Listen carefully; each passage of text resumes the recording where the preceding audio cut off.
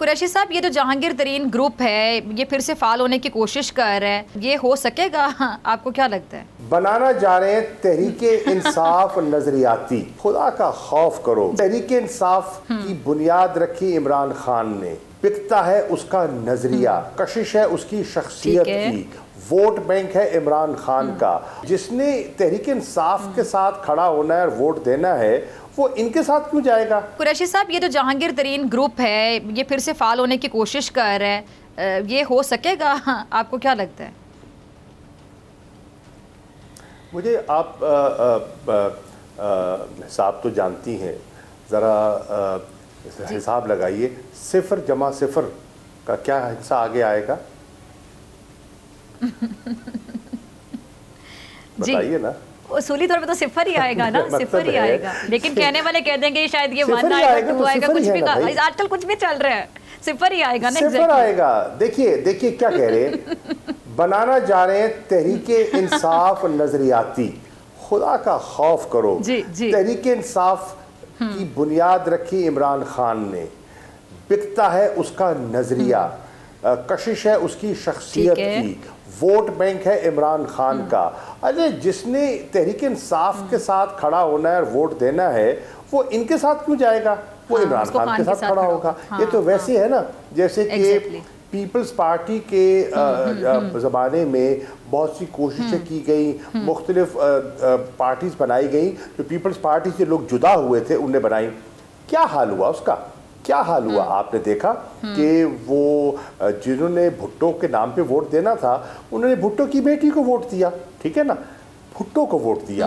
ये और बात है कि आज बदकिस्मती से पीपल्स पार्टी में भुट्टो का नहीं जरदारी का नजरिया गालिब आ गया है। इसी तरह मुस्लिम लीग को देख ले।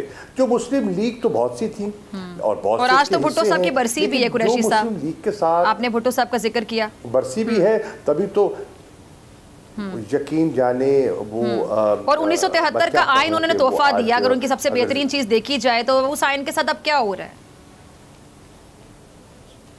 उस आइन को दफन करने की उनके नवासे ने कोशिश की है और उनकी जमात में जो लोग हैं वो जो आइन के जानने वाले हैं वो खामोश हैं। क्यों खामोश हैं? किसी को टिकट चाहिए, किसी को वजारत चाहिए, किसी को कुछ चाहिए।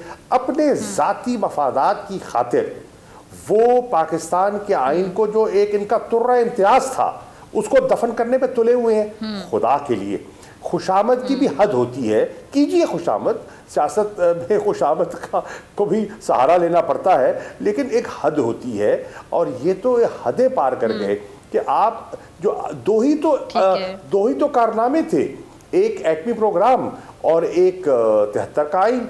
73 के आइन पे ज़रब लग रही है और उनका नवासा उनकी बरसी पे कहता है, मार्शल लॉ को दावत देता है और धमकी देता है।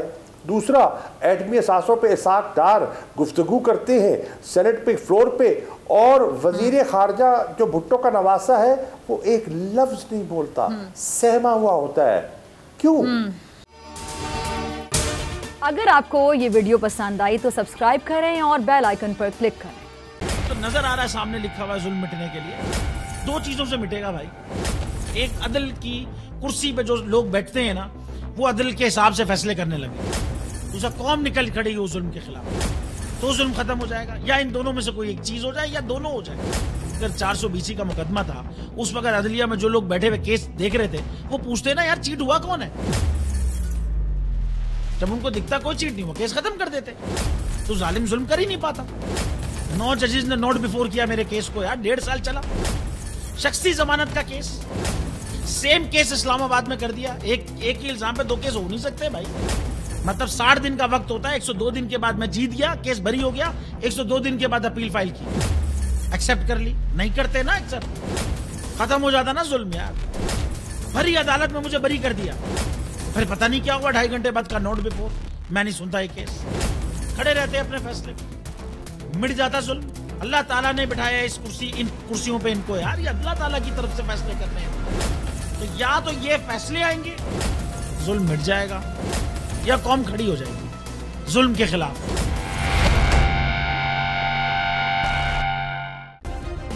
सब्सक्राइब करें और बेल दबाएं ताकि कोई खबर रह न जाए।